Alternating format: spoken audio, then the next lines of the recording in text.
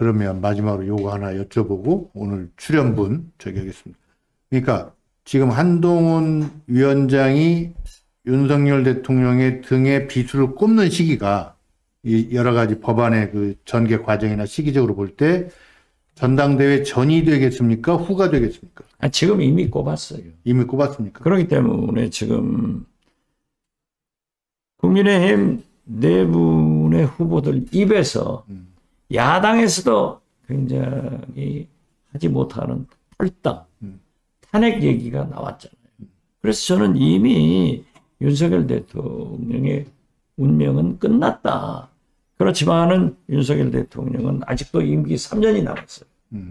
그리고 검찰 출신이기 때문에 장악력이 좋아요. 예. 그래서 저는 한동훈 비대위원장이 민심을 가지고 있더라도 당원 투표가 80%니까 되기 어렵다. 그래서 저는 나경원 의원이 될 거다 했는데 어정쩡해버렸어요. 지금 또 뭐 저기도 나오잖아요. 아니 그러니까 원희룡. 아니 나경원 의원이 그 말은 잘했는데 임기 1년 단축 4년 중임제 개헌하자 했다가 그냥 대통령실에서 쥐샤댕이 한 방 맞아버리니까 또 싹 빠져버렸어. 이게 어정쩡이니까 안 된단 말이에요. 그래서 윤석열 대통령은 원희룡 전 국토교통부 장관을 내세워서 윤석열 대통령이 대한민국에서 가장 미워하는 사람은 이재명 조국이 아니에요. 한동훈이에요. 현재. 그렇기 때문에 이 세 분을 출마시켜서 1차에 단독 과반 못하게 하고 2차 결선에서 뭉쳐가지고 한동훈을 물리치려고 한다. 저는 그렇게 예상하고 마지막 가면서 지금 완도 애들이 기다린다는 거예요. 마지막 가면서 차기 국민의힘 당대표는 원희룡이 된다. 이렇게 예측합니다. 예측. 자, 수고하세요. 네. 네. 이게 정치 구단 소리야. 아이고. 잘 들었습니다. 중간에 박지원의 식탁 구독, 좋아요 누르셨어요? 기왕이면 알림 설정까지 하세요. 파이팅! 예, 김영환 의원님 네. 생각도 오시죠. 지금 계속 가는 거죠? 예. 근데 그렇게 해서 1차에서 한동훈 위원장이 과반을 넘지 못하면 결선에서 신윤 연합에게 뒤집어질 것이다. 라는 게 이제 지난주 박지원의 식탁에 나온 이준석 개혁신당 의원의 이제 전망이었죠. 네. 그 양반이 또 국민의힘 분석 전문가 아니겠습니까? 예. 김영환 의원님은 어떻게 보세요? 제가 이제 질문 속에 그 유시민 전 장관 수컷 우두머리 킹팬치 얘기가 있던데 거기 좀 비유를 하면 사실은 이 수컷 우두머리 권력의 최정점에 있는 이 침팬치는 성찰성이 없지 않습니까? 그러니까 이 선택지가 이제 지금 안에서는 아까 칼을 꽂았던 지금 한동훈이 존재를 하고 또 여러 가지 밑에서의 권력 서열에 올라오려는 이제 조짐들이 좀 보이는 거고 또 앞마을에 봤더니 본인의 눈에는 또 침팬치 무리가 하나 더 있는 거예요. 그것도 뒤에는 좀 자잘한 수많은 침팬치들이 이제 뒤에 좀 있고 그 눈에는 우두머리가 또 하나 보이고요. 그 우두머리는 한동훈이다? 아니요. 내부에서는 그 다른 침팬지의 하나가 지금 올라오려고 하고 있고 밖에 앞마을에는 우리 민주당 혹은 다른 침팬지 우두머리가 있고 그래서 박지원 실장님이 이미 한 달 전부터 부르고 있는 노래가 윤석열 대통령은 사면 초과다. 한쪽에 이재명, 조국, 한동훈 등등 여러 그 적대 세력이 다 포진하고 있다. 이렇게 했는데 근데 그 자리 앉으면 다 말을 잘하는 모양이죠. 그 자리가 명당 자리입니다. 그 유시민 작가의 이제 침팬치 얘기는 얼마 전에 이제 유 작가가 그런 얘기를 했죠. 저희 박지원의 식탁에서는 모든 유튜브에 대해서 에센스만 이렇게 설명해 드립니다.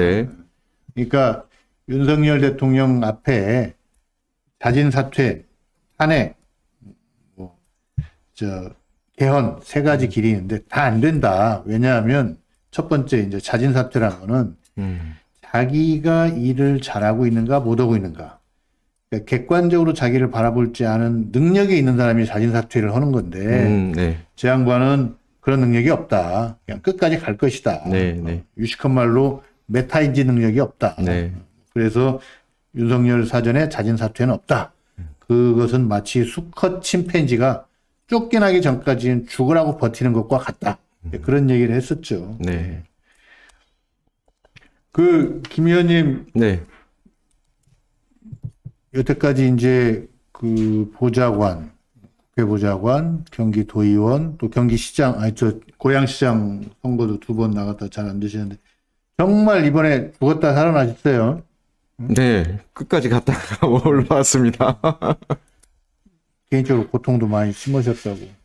뭐 이제 일종의 더 좋은 사람이 되기 위한, 더 훌륭한 일을 하기 위한, 더 옳은 일을 하기 위한 이 과정이라고 저는 생각을 했습니다. 정치권에 많은 이렇게 유경험자들은 그렇게 얘기하더라고요. 쉽게 된 사람은 쉽게 그만둔다.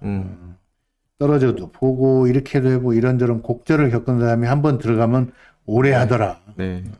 그런 얘기인데 저는 우리 김 의원님 보면 예전에 저하고 이제 같이 일도 좀 하고 오셨는데 네. 정책 맥가이버다. 그 기억나세요? 네. 개성공단 10개 네. 프로젝트. 잠깐 얘기 좀 해주시죠. 네. 뭐 큰 건 아니었는데, 그때 우리 이제 정책 같이 하셨던 교수님 한 분은 개성공단이 하나 이상으로 늘어나기 어렵다. 현실적으로. 노동력이라든지. 네. 그런데 저는 이게 정치적으로 결정할 사안이지, 그리고 정치적으로 결정한 사안에 공급이 결정되면 수요도 당연히 결정이 된다. 그건 어떻게 하느냐의 의지의 문제다. 그런데 남측의 지도자와 북측의 지도자가 만나서 담판을 하게 되면 저는 이게 10개든 20개든 그리고 국내 기업만 이렇게 모여도 되고 외국 기업까지 같이 함께 해도 되고 그런 다양한 정책적 어떤 선택 지점이 있지 않을까라고 해서 그때 그 교수님과 그 교수님 나중에 이제 고관대작이 되셨죠. 고관대작이 되셨는데 그 제안을 이제 저는 한참 고생했습니다. 네. 그때 이제 무슨 얘기냐면 노무현 대통령 임기 말에 이제 북한하고 14 정상회담 했지 않습니까? 그리고 그런 기틀을 어떻게 끌고 가느냐가 굉장히 중요한데 그때 이제 개성공단이 시작이 돼 있었고 남북 간의 평화 기조를 정착시키기 위해서는 이게 더 많이 필요하다. 맞습니다. 이론적으로는 모든 북한 주민을 남한 기업의 근로자로 채용을 하면 전쟁이 안 날 거 아니냐 이런 얘기를 했는데 전문가는 그게 불가하다라고 했고 우리 김 의원님은 그러면 방안을 찾아보자 해서 이렇게 하면 만들 수 있다라는 얘기를 해주셨는데 참 그 정치인의 어떤 비전 이런 것들이 굉장히 중요하다는 생각이 들었고요. 그런 걸 안고 대결적으로만 하니까 맨날 북한에서 오물풍선이나 날라오고 그러지 않습니까? 그러게 말입니다. 그 기재위에 가셨는데 지난번에 우리 민주당 안에서도 종부세 가지고 좀 논란이 있었잖아요. 어떻게 보세요? 일단 저는 종부세에 대해서 찬성하는 입장. 종부세란 제도 자체에 대해서 이제 찬성을 하는 입장이고요.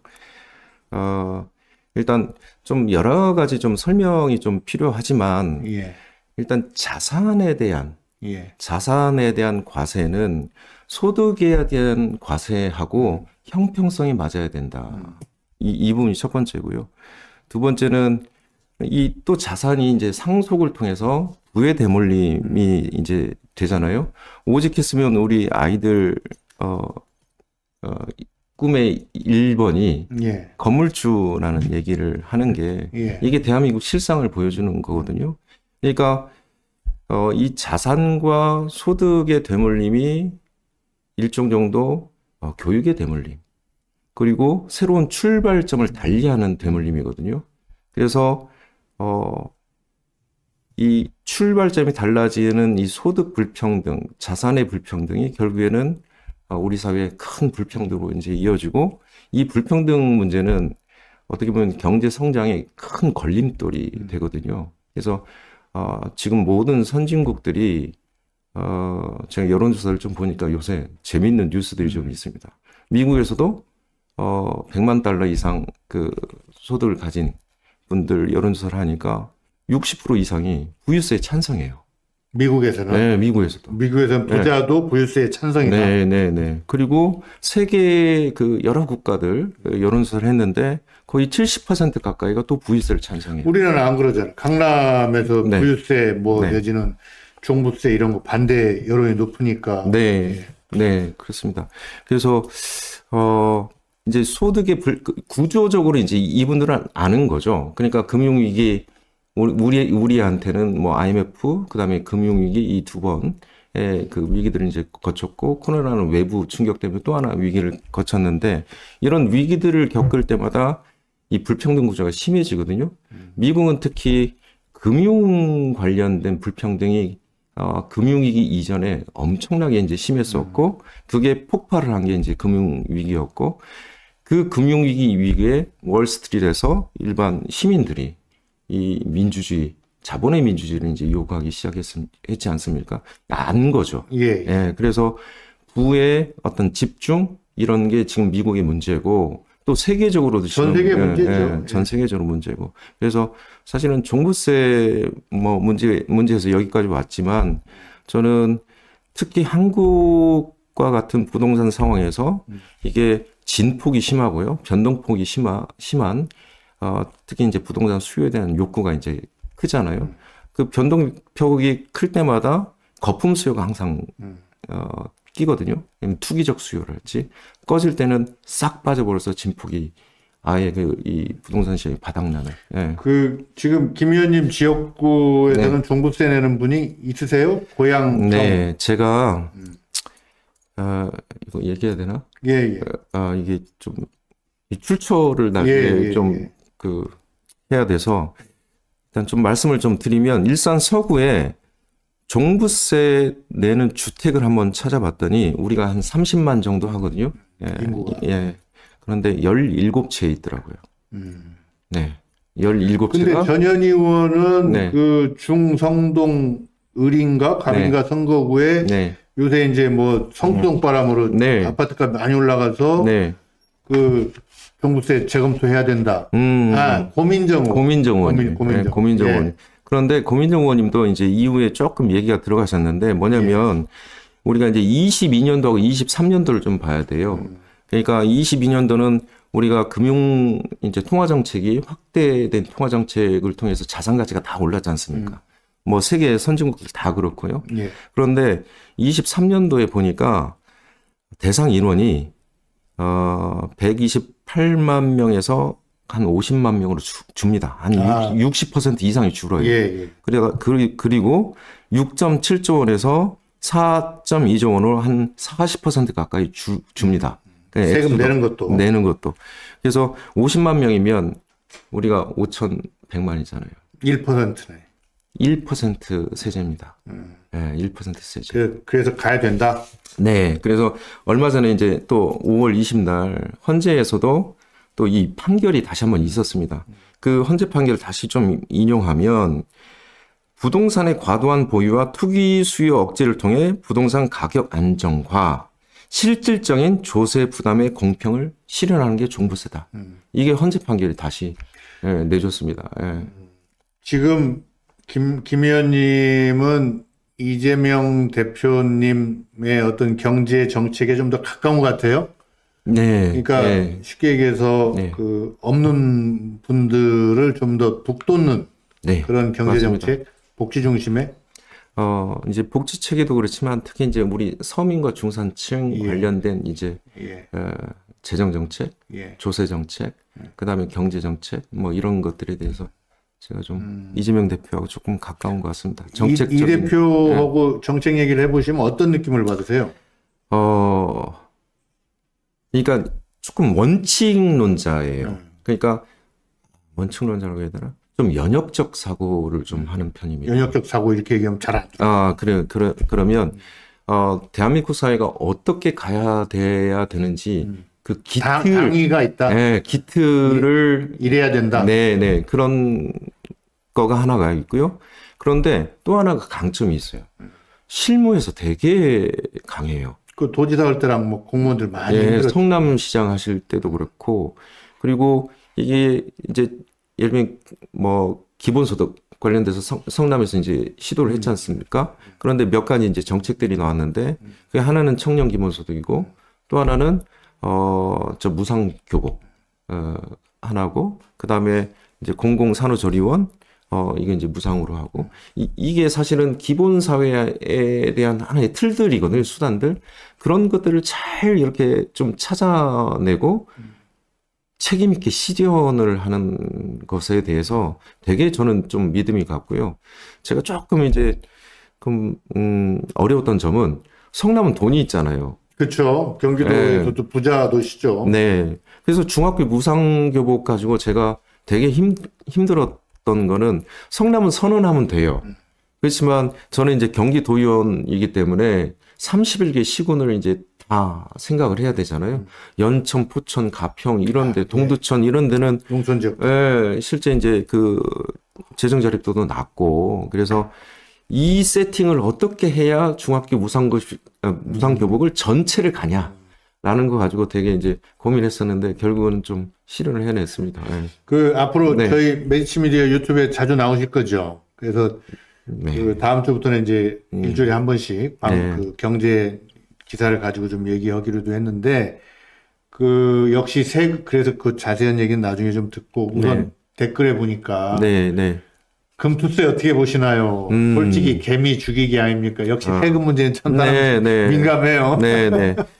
네, 금투세는 좀 다음에 제가 설명할 수 있으면 좋겠는데요. 사실은 선진국은 자본 이득 과세가 기본적으로 있습니다. 예.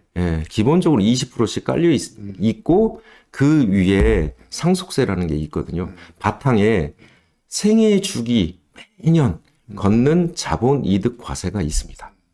그 바탕 위에 상속세가 설계되어 있다. 이렇게 좀 생각하시면 되고, 우리나라 같은 경우는 자본 이득 과세가 없어요. 그래서 그 70년대에 우리가 상속세를 도입할 때 생애 주기별로 이 소득에 대한 과세 체계가 시스템이 안 돼 있다 보니까, 특히 자본과 관련돼서 상속세 마지막 상속 시점에 퉁으로 상속세를 이제 도입하게 된 이제 계기인데, 저는 이게 자본시장의 합리성, 또 조세 형평의 합리성, 그리고 이제 조세 체계를 보면 국내 주식할 때는 세금 안 내고 외국 주식할 때는 세금 내고 파생, 배당 소득은 또 다르고, 이게 이 칸막이별로 조세 형평성이 다 조세 중립과 조세 형평성이 다 달라요.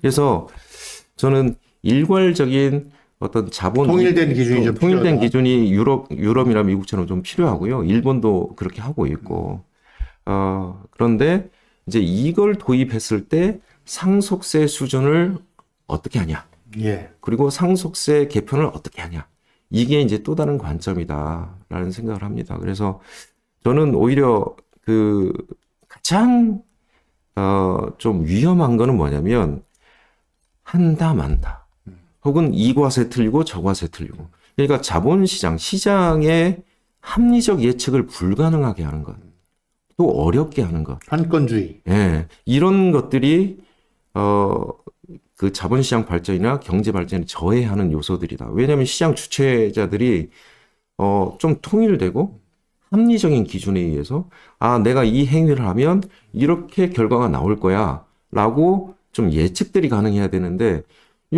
이 과세 체계마다 어떻게 해야 될지 모르고, 이런 그 내용들이 있어서 되게 이제 우리 조세 체계는 특히 자본시장 관련돼서는 한번 좀 정리를 했으면 좋겠다라는 제 개인적인 생각입니다. 오늘 말씀 들어보니까 이 일단 목소리 좋으시고 그리고 고맙습니다. 경제를 중심으로 해서 네. 충분히 생각이 많으신 것 같고 네, 네.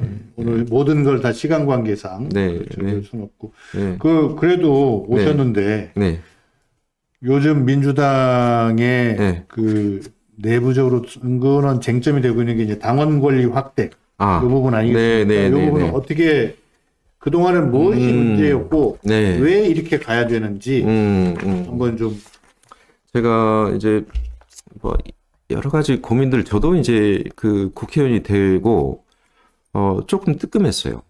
그러니까 이제 국회의장을 선출할 때 원내대표를 선출할 때 국회에서는 이제 여야 합의로 이제 투표를 하지만 당의 후보를 정할 때 과연 어떻게 해야 되나라는 것에 대해서 되게 고민이 컸거든요.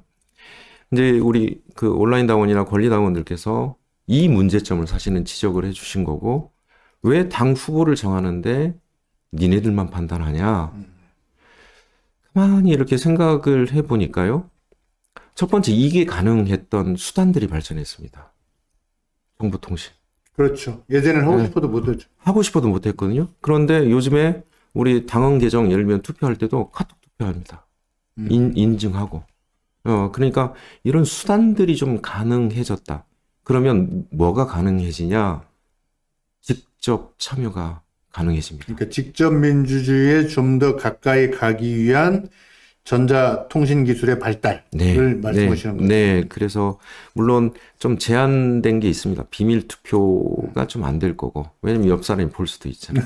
네, 그래서 이런 제한적인 게 좀 있긴 하지만 저는 선진화된 어떤 투표 문화에서 저는 우리 개개인들의 어떤 그 민주주의에 대한 기본 함양 또 민주주의에 대한 교양 이런 것들은 저는 충분히 되어 있다고 가정을 할 때 저는 직접 민주주의를 이행할 수 있는 수단들이 발전되어 있으면 이왕이면 당 안에서도 민주적인 직접 민주적인 요소들을 도입하는 게 옳지 않은가. 앞으로는 더더욱 그렇게 가지 않을까라는 생각이고 지금 당원 참여 뭐 이제 20% 이제 열어놓은 건데 저는 이 비율도 좀 앞으로 늘려야 된다? 그러니까 이제 10년, 20년 뒤에 예. 과연 국회의원들이 저도 이제 한 사람의 당원으로서 제가 온라인 당원 한 사람보다 얼마나 합리적인 투표가 가능할까 이런 걸 한번 또 생각을 해보거든요. 제가 그분이 찾는 정보와 제가 접근하는 정보에 좀 차이는 있겠죠. 왜냐하면 사람들을 직접 보게 되고 이런 차이는 있겠지만 그분들도 요새 정보 찾으려면 수단들이 많거든요. 당원들이 더 잘 찾아요. 네네. 그 어떻게 보면 저한테도 알려주시고 그래서 옛날에는 총재 중심으로 있을 때는 의장도 이렇게 정하고 원내총무도 이제 총재 중심으로 정하고 이게 국회의원들한테 사실은 한 번 더 내려온 거고 간접의 확대가 된 거고 이 간접의 확대가 됐는데 이제 요즘 우리 권리당원들의 참여였고 근데 수단도 되어 있다. 그러면 굳이 저는 찾아야 된다. 막지 말아야 된다.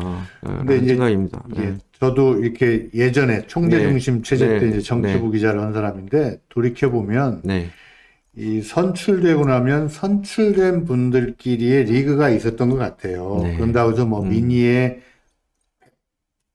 반대되거나 이런 건 아니지만 네, 자 뽑혔으니 우리가 이 일은 알아서 합니다. 이런 건데 지금 정보통신기술의 발달이라든지 정보 자체가 개방이 되고 있어서 네, 네, 유권자들, 당원들이 더 많이 아시는 부분도 있고 또 다수의 뜻을 반영해야 되는 것이 민주주의고 네, 뭐 그런 게 있어서 달라지는 것 같은 제가 바라는 건 네, 이게 다른 얘기가 아니고 남한강 물과 북한강 물인데 양수리에서 만나서 네. 한강으로 좀 잘 흘러가면 좋겠습니다. 네. 그래서 싸우지 말고. 그러게요. 예. 그러니까 사실은 민주주의는 늘상 예. 그 의견들의 이제 다양한 표출인데, 저는 이랬으면 좋겠습니다. 의견들이 다양하게 표출되더라도 그 의견들은 막지 말고 다만 결정된 사안에 대해서는 서로 존경과 합의를 통해서 그 그렇죠. 이행을 담보하는 예, 예. 예, 그 과정이 저는 민주주의의 핵심 아닌가 이런 생각이 듭니다. 그래서 당원들 뭐 여러 의견들도 많이 있겠죠. 있고 그 안에서도 좀 주의 지향이 좀 센 분들도 예, 있고 예. 또 파워 유튜버라고 하는 분들의 좀 끌림도 좀 있을 예, 수 있겠고 예. 그럼에도 불구하고 저는 당원들 좀 믿는 것이 저는 좋다. 예. 반대로 또 의원님들도 네. 또 좀 이건 내 비즈니스야. 너 상관하지 마. 이 태도는 좀 버려야 되고. 그럼요. 이게 좀 선민적인 의식이거든요, 사실은. 당원님들도 네. 또 생각이 다르다고 막 너무 날 세워서 그러니까요. 얘기하지 말고. 그러니까요. 그래서 제가 이제 저한테도 날석에 이렇게 말씀 주시는 분들이 많은데 저는 좀 민주주의에는 항상 자제도 포함되어 예, 있잖아요. 예, 예. 예.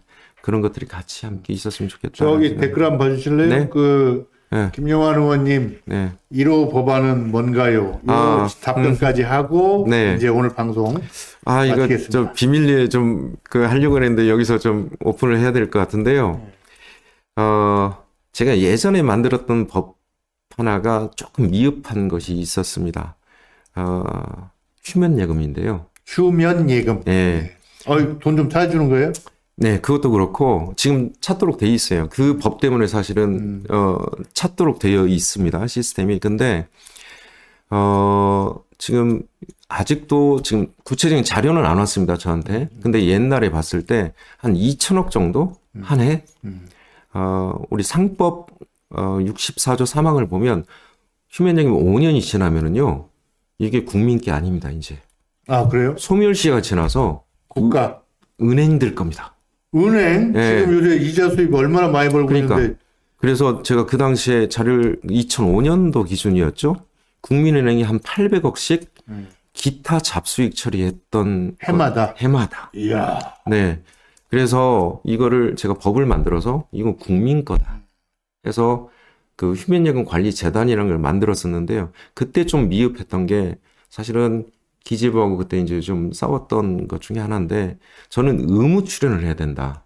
그 휴면예금을 그 다른 재단으로. 예. 그런데 기재부는 임의 출연으로 바꿔놨고. 임의 출연. 네. 할 수도 있고 안 할 수도 있고.